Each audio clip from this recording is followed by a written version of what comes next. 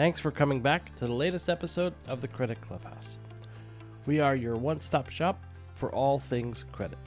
Before we jump into our next episode, we have an exclusive offer for our listeners. If you're interested in attending any of our conferences throughout the year, we have a great deal for you. Just head to www.DealCatalyst.io, pick the event you want to attend, and enter the promo code CREDIT at checkout. This will give you 10% off any ticket to any conference. As always, don't forget to follow the show, rate us, and leave a review. We encourage your feedback. It'll help us make these episodes a better listen for you. And now, on to our next episode. Welcome back to our latest installment of the Credit Clubhouse. As always, I'm your host, Todd Anderson, Head of Content and Programming at DealCatalyst. We have a special episode for you today. Bruce Richards at Marathon Asset Management, joined by Kevin Bliss at the Virginia Retirement System to discuss the convergence of public and private markets. This keynote session was recorded at the DealCatalyst Private Credit Direct Lending Conference in Nashville on May 12th and 13th. Now, I'm going to turn it over to Bruce and Kevin. Morning, everybody. Thanks for shuffling back for the keynote before break here. My name's Kevin Bliss. I'm a member of the private credit team at the Virginia Retirement System. We oversee about $20 billion worth of private credit assets for our pensioners. We're joined today by a man who needs no introduction, Bruce Richards, CEO, Chairman, founder of Marathon Asset Management. Bruce, how you doing? Doing great, thank you. Thank you for being here as well, because I know you have a bunch of questions, but before we get started, big kudos to Kevin here, because he had to get a hall pass from his amazing wife, who is due in the next 2 to 3 weeks. So thanks for... I'm really doing the hard work so here. Thanks for being here, Kevin. Yeah, of course. In labor, working here, right here. Yeah. For all of you. Yeah. And thank you to LSTA, DealCatalyst, for having us. You guys are amazing. What an amazing conference. 1,500 nearly attendees, and it's great to be here. Yeah, we're going to have some rapid-fire questions at the end, so get your participation clickers here ready for that. But to kick it off, Bruce, why don't you give us the state of the union, your state of the union of the credit markets? What are some key themes that you're seeing today? Well, key themes in state of the markets, if you went to sleep at the beginning of the year and you just woke up today, you'd see that equities are completely zero, no change at all from the beginning of the year to today. The S&P 500 is exactly unchanged in the year. And the high yield market started the year at 748. That was the high yield index. And today it's 748. So actually nothing much has changed in the year. Yeah. And so the state of markets is stable and no. So key themes. Number one, the golden era of credit really has become unequivocally the golden era of private credit. So that's number one theme.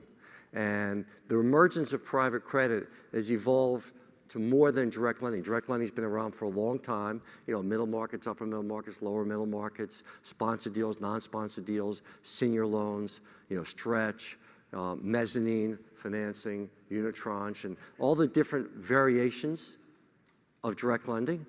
But private credit really has evolved into a big three, not headed, but 3 legs to the amazing stool that it is, which is direct lending.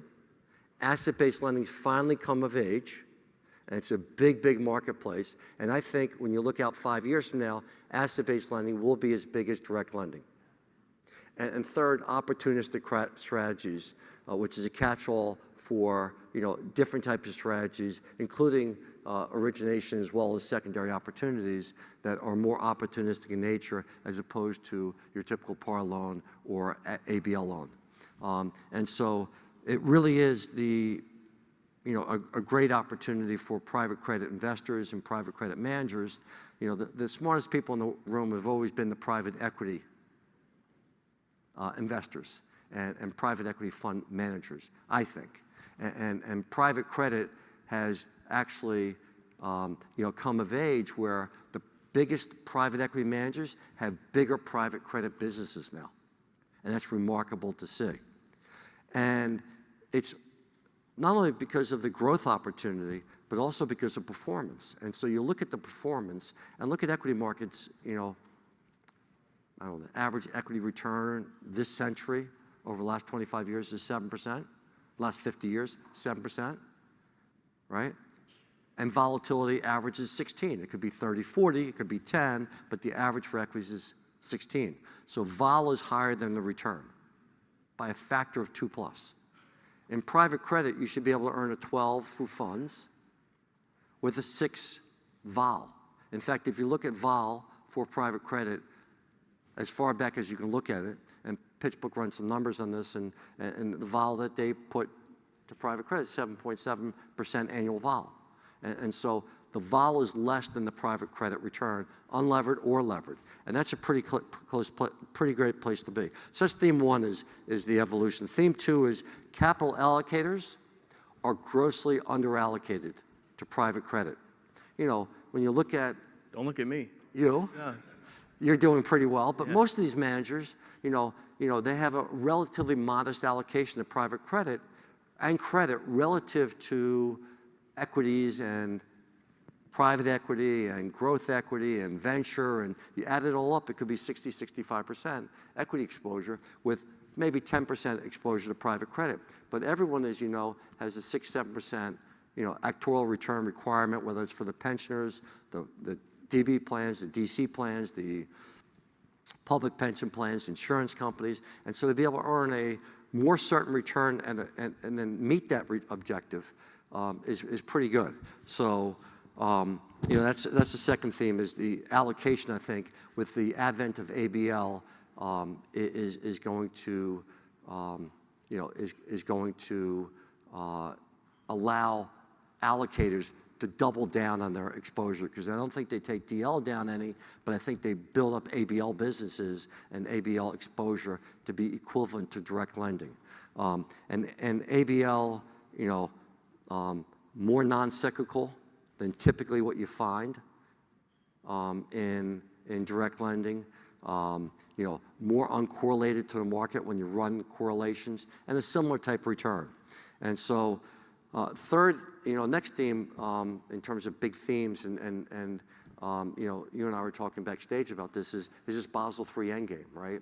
And so I think Basel III endgame is dead, and Barr is out at the Fed, and banks have built up these big CET1, the core equity, Tier 1 ratios, and we think they have about $1 trillion in lending ability. They'll probably lend less to private equity and lend less on hard assets and lend more against folks that have loans, because they'll want to make a loan on a loan. It's better capital treatment for them and a better risk-adjusted return for them. And I think that's the way they move. And so I expect all of us to get increasingly more favorable financing rates this calendar year as opposed to last calendar year from the banks. And you'll see those financing rates ratcheting down. That's highly favorable to what we do.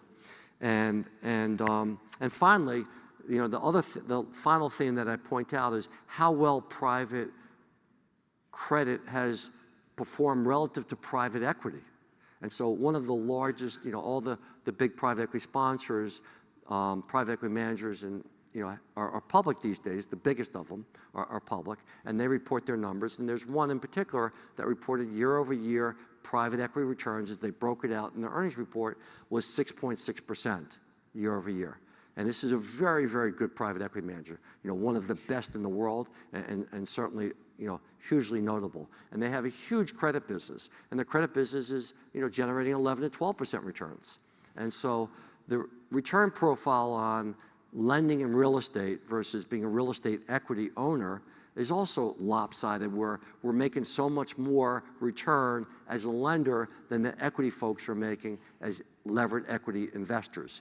And so that's also a big theme, and I think that will continue to be the case because I think, what you're going to get from equities is a 7% return. That's historically what you've gotten. And what you can get from private credit is 11 to 12. That's historically what you've gotten, received, and rates are going to be higher for a bit longer, and so I think you'll continue to receive that. So those are some of my big themes. Yeah. One thing that you didn't touch on was the geographic exposure, U.S. versus Europe. What are your views there? Where, if you had $1 to allocate today, and you can split it up into quarters, I guess, if you want, but where are you allocating? Yeah, good question. I mean, we hired a fellow named Alex Halley, ran Blackstone's opportunistic credit program for years and joined us a couple years back. He's doing a phenomenal job over in Europe, running our European operations. And we're seeing a lot of capital solutions in Europe. And we think that's capital solutions, can be, helping a company through some transition period. It could be, more growth capital, like a holdco pick preferred that, that you have equity-like returns structured as debt. And the company's highly profitable, but they don't want to raise equity because that's dilutive. And so, we come in a different part of the structure that allows the covenants to remain in place in terms of, debt outstanding, and yet allowing the company to grow. And these are highly profitable businesses. And so it's not a growth company that is unprofitable, but highly profitable businesses. And we're getting equity-like returns on a lot of these transactions. And so we're doing a lot in Europe and doing a lot in the U.S. But if you want a number, I'd say it's probably 75 U.S. versus 25 Europe. Yeah, that's great. You mentioned your growth expectations a bit, direct lending, ABL, opportunistic credit. I think everybody in the room hopes that the private credit market continues to grow. As we think about this convergence with public markets and private markets and the growth of private markets, kind of overlaying that, what does that do to the illiquidity premium and the complexity premium that a lot of allocators have been attracted to private credit for? Yeah, so two things. You talked about growth, so let me just unpack first growth and then answer your question more specifically. So in terms of growth, I mean, back in the GFC, the size of the global economy was like 60 trillion, and today it's like 90 trillion. And one thing that like the sun is going to rise tomorrow, is that the economy grows globally year over year. You have a year where you're in a recessionary period where it contracts, but over any long period of time, the economy is going to grow.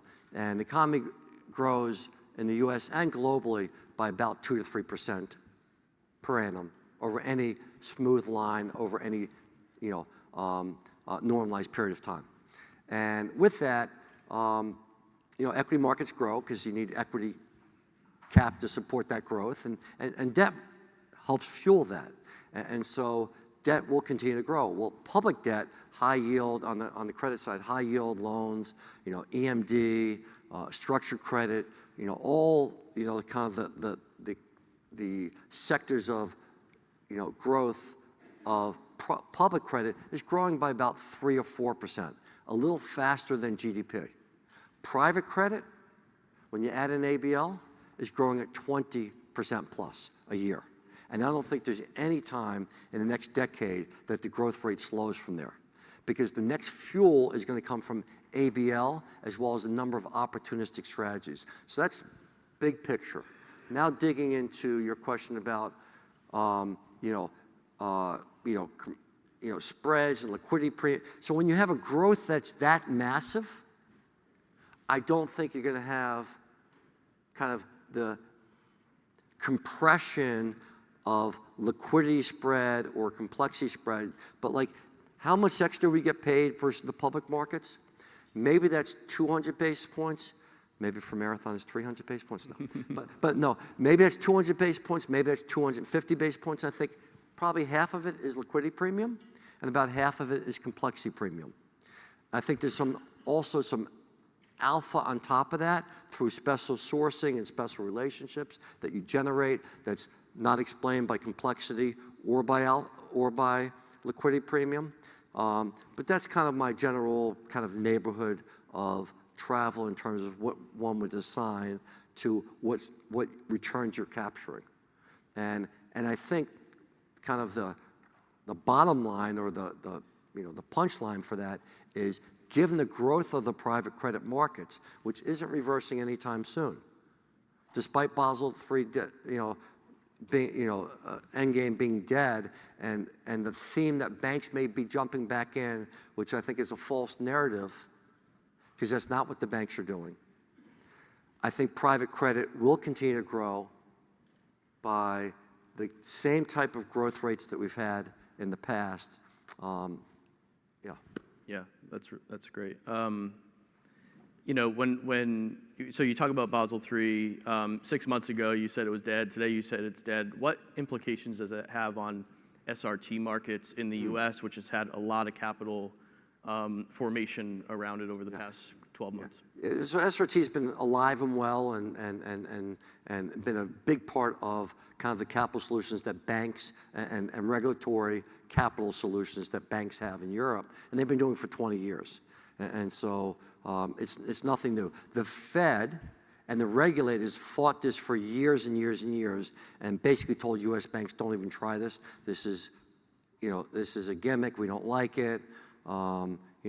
Make good loans, and they got the wisdom as to why SRTs are important to banks to be able to offlay some of the risk. Whether they do it in derivative form, whether they do it through securitization form, whether they do it for a typical SRT transaction. And so I think the U.S. banks are already full speed ahead on this, and they'll continue to do it, but rather than for their entire book, they'll probably look to do it on pieces of their book. Like, let me do it for my auto loan portfolio. Let me do it for my commercial real estate portfolio. And you're going to see a splintering of strategies, but is it here to stay? Yes, it's here to stay. We prefer, the biggest part at Marathon, the biggest part of their corporate book, and particularly the IG part of their corporate book, when we're entering SRT transactions. And we've done a number of them and put out significant capital in SRT transactions. We have a team dedicated to this that are calling on the banks and working with them on these transactions on both sides of the pond. Yeah. So that's our view. That's here to stay. Okay, fair enough. Speaking of banks, over the past, 18 to 24 months, we've seen a number of asset managers partner with banks for various reasons. But what are your views on those partnerships? I believe Marathon has one, and how important will that be in direct lending to have those sorts of partnerships going forward? Well, Kurt Luker, can you just come up here so you can answer that question for me? Kurt runs our direct lending business in the States, and yes, we have a partnership with a regional bank, and it's a great source of loans. Look, folks like to, folks being the private equity sponsors, they like banks. If you're in private credit, you think they only like us, direct lending. No, but the PE sponsors also like banks, and they're companies that they're acquiring. They like banks because they can use them for cash management services, the revolver, FX, payroll services, different services that banks traditionally, provide to to companies. And so banks will still get their flow of deals. And for Marathon or any private equity or private credit manager to have a bank as a partner, where not only can we source our own loans, right, but we have a bank partner that's exclusive to us, that we're, that's not skimming, origination fee, that, we can co-underwrite with them as loans are coming through and give a quick, a quick no or a very thoughtful yes, that we have a similar culture to them in terms of risk discipline, and it's the same type of program. It's very, very complementary. And so we love our partnership with Webster Bank. It's listed on the New York Stock Exchange, market cap around $10 billion, nearly $80 billion of assets on the balance sheet, with a really well-run team in private credit, direct origination, 60, 70-person origination team that's helping feed the Marathon machine as partners. And so, it's a really wonderful partnership that Kurt and myself and the Marathon team struck up with the bank, and I applaud others. And you see these partnerships, whether it's insurance, asset manager partnerships, but this is one that's an origination partner, a bank origination platform with an asset manager. And it's a wonderful platform when they work well. And there's lots of them that won't work well for other reasons I won't get into, but ours is working swimmingly well. Great. There's been a lot of press over the last couple of years around alpha in private credit, and does private credit generate alpha? I won't put you on the spot for that one because that's been. Let's talk about it. Okay, sure. Go ahead. Yeah. So, I mean, does it? Look, when you make a loan, and I'm not going to disrespect anyone because you know how hard you work and how great of a job you do in underwriting every single loan that comes through your door and into your credit committee, and how great you guys are, everyone out there at various firms. So no disrespect, but if you want to kind of jump to making a loan, anyone can do it, and it's beta, and just go there for a second, although I don't agree with that, but let's just go to that statement for a second. Then the alpha is who has the lowest default rates. And if you have 0 default rates when the industry is 1% annual default rate, then you've created 100 basis points of alpha through your credit selection, through your tight documentation, right, that allows you to get paid at par. And so there is alpha to generate by picking the right companies, non-cyclical companies with low turns of leverage relative to higher turns of leverage, with strong covenants, with strong sponsors that are doing a great job managing those businesses and helping those businesses grow. And so there's definitely, alpha to be generated by credit selection and by keeping default rates, low relative to the peer, relative to the industry experience. That's great. Well, I'm sorry, what was the question? No, but you answered my question, which was what levers are your team pulling to generate alpha? And so that was a great. It's great relationships. It's great relationships with sponsors. It's dealing with sponsors that that are not fundless sponsors, but real sponsors that have real success and a real track record. And when you're looking through their data room and you see the deals they've done successful deals. And so now there's a bias selection to dealing with a certain cohort of sponsors that is very, very favorable. And then it's what industries you want to avoid, and what industries you want to lean into, and what companies have the best margins and the best margin of safety when you're lending against, and who's got and what can you negotiate in terms of covenants and spreads, and there's a lot of things that go into and being able to make a quick decision after doing incredibly thoughtful work. Well, let's unpack that a little bit. So there's a lot of competition in the markets today. What are you avoiding? Well, that's going to be a very sensitive topic here. I don't want to insult anybody. And so let's talk about the easy one first. So cyclical, consumer, discretionary businesses, avoid.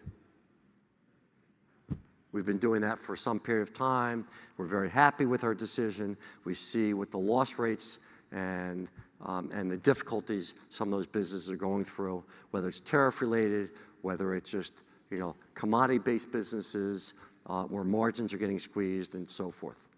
But the big elephant in the room that nobody's talking about, again, private equity is now talking about this. But the credit guys, the lenders, and gals, are not talking about this. It's the elephant in the room. It's the dinosaur. It's let me over-dramatize this one, but it's the creative destruction that's at the doorstep of companies in this industry subset. Software companies. It used to be 15 years ago, software companies were too risky to lend against. And then we all woke up to ARR, right? And the reoccurring revenue and the stability of the industry. And Mark Andreessen's famous words, Mark Andreessen, of Andreessen Horowitz, A16Z, famously said, software will eat the world. And it has. And the amount of value creation in software has been astronomical. And there's no disruption coming the way of Microsoft or Oracle or Adobe or Salesforce. I mean, they're embedded, they have moats, and they're going to use, well, those two letters, AI, to their advantage to set incredibly higher valuations. But now let's go to the 5,000 software companies that are owned by the private equity community in US and Europe. You know, the top two private equity sponsors that dedicate to software own hundreds of these companies, right? And no disrespect, but like think about the vintage of 21 and the multiples these companies were bought at, 9 times, you know, debt to EBITDA, and there's 2 turns of, extra leverage because we do these add-backs and adjustments, nonsense craziness. But I'm not even going there. I'm saying this. AI is going to be incredibly disruptive to software. And you don't know underwriting a software company today. You just don't know, in our humble opinion, if you can actually underwrite that company. Because will AI, it's like that Blockbuster Video moment.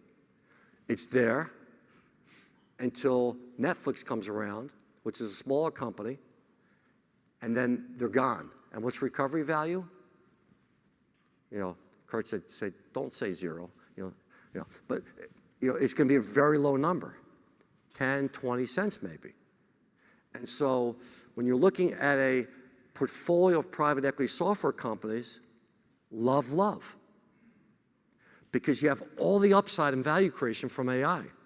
But you're also going to see more zeros than you're traditionally used to as a private equity sponsor. But as a lender, you don't want to see any zeros or any major losses when you lend. And I'm just saying the risk is so high for AI disrupting. So the AI agent, and I'm not sure if you've studied this company, Cursor, right? And the billions of lines of code that they're writing that can completely disrupt your company. So you have a company and it's software for, I don't know, the hospitals, right? It's software that a bunch of hospitals use, and there's a bunch of them, and it's clunky, it's always breaking. You talk to the nurses and the people behind the front desk, and they're completely complaining, they're always complaining about it. And how can AI come along, and your AI agent, and 3 people, and create a much more efficient system at 1/10 the price, and all of a sudden, bang, you're Blockbuster Video. And I'm not saying it's going to happen this year. It's not going to happen this year. You're good this year. But if it's a 5 or 7 year loan, yes. Yes. To a reasonably large cohort. Default rates are 1/3 in software compared to the industry of default rates. Will be 3 times the rate of what the industry is. Default rates cumulatively below or above 10%, I'm taking over. It's the elephant in the room that none of the lenders are talking about, and a huge cohort of lenders have enormous exposure to sector because it could be for some lenders that leaned heavily 30, 40, 50% of their exposure. For others, it could be 10 to 20%. It's big exposure. It's what we're kind of like. And listen, if I'm wrong, I don't think I am, but if I am, then okay, then we missed an opportunity to lend to that sector. And we're lending to other sectors and getting the same return. Got it. Well, now that we're all depressed, we have a couple of minutes left. You want to do some rapid fire? Yeah, but I'm sorry to be the bearer of bad news, but good. listen, it's going to happen whether I said it or not. So, like, the fact that I said it means nothing because it's either going to happen or not happen. Yeah. You can say that guy Richards is an idiot. Remember what he said 5 years ago? 5 years from now? Or, wow, that's the first time I really thought about that. And thanks for saying that because I hadn't been thinking about that. But AI will be hugely disruptive, I believe. Yeah. All right, so we have our first poll. I don't disagree, but yeah. No. There you go, Kevin. You heard it from Kevin. No, yeah. Kevin Bliss right here, making the call. Yeah. Question 1 of our poll is active. Bruce, to ease or not to ease? Not to ease now, not in June, not in July, and not last week, certainly. I think the first ease, is probably September at the earliest. Looks like most people agree with you. Survey says, we see that in screen? Yeah, right here. 83%? Okay. 86, yeah. We can bring 86%. up question 2. Okay. Oh, should we do some? Yeah. Should we do some audience questions? Uh-oh, it got taken away from us. I don't know that that's ours. Okay. Okay. However you how want are to you, do it. how are you using AI today in the operations of Marathon? Everyone is, starting to use it. We're building all of our bots to make people that much more efficient. Analysis to be able to listen to, 1,000 earning calls and summarize it. When a human can only listen, to a subset of that. So, Yeah. Here, recession or no recession? Is that Yeah. what's the question? Yeah, recession or growth in the next 12 months. What do you think? Recession, 73%? Wow. So Goldman Sachs and JP Morgan just today doing the, Michael Jackson moonwalk, walking it back with their no recession call after being, it's definitely happening. I'm a not happening, no recession. And so. Well, that's good. That's a nice positive thing to end on, at least. Well, yeah, I mean. Well, none no of us are going to recession. have jobs in 5 years, I guess, but at least there's. No, we'll all have jobs. We'll all have jobs. I don't believe AI is going to do that. I guess the last one, if you're allocating $1 today, are you putting it in private equity or private credit? Private credit, definitely. Let's see what the room says. And the audience is It'd be 100%. Yeah. You got to love the DPIs. Stomp the count. Stomp the count. You got to love the DPIs because when it comes to private credit, you know what your interest payments are. We know who our You know what your audience. maturities are, right? You know what your DPI is going to be and your distributions are going to be. And private credit's been nailing it. And so, I think private credit is going to take a bigger part of the allocator's wallet in the next couple years relative to private equity, relative to what it had done historically. So. All right, stop the count. We got the last one right here. Well, Default rates. Okay, default rates up or down? Up or down. 100% thinks it's up. I'm kind of in the middle. I'm thinking it's been up, and I think it's going to go more sideways from here. It's going to stay elevated at an elevated rate, and maybe it goes up just a smidgen, but I don't think it goes.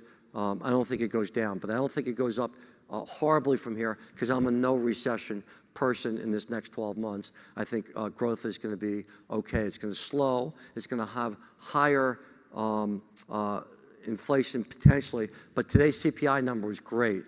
Core CPI came in really well, under 3%. 2.3 and 2.9 respectively for CPI. So I think inflation is going to be better behaved than what people have been thinking, and the tariff that's going to be coming through, that 10%, it kind of like baseline, which I think, the administration is going to manage to over time after shocking the whole system, is not inflation that's ongoing. It's a one-step function up, and then you kind of go sideways from there. So I think it's slightly higher inflation, and then slightly followed by slightly lower inflation because of the nuance of what a tariff implies. Kevin. Thank you. Thank you. Yeah, appreciate it. Okay, thank you, everyone. Thanks, everyone. Thanks for coming back to the latest episode of the Credit Clubhouse. We are your one-stop shop for all things credit. We have an exclusive offer for our listeners. If you're interested in attending any of our conferences throughout the year, we have a great deal for you. Just head to www.DealCatalyst.io, pick the event you want to attend, and enter the promo code CREDIT at checkout. This will give you 10% off any ticket to any conference. As always, don't forget to follow the show, rate us, and leave a review.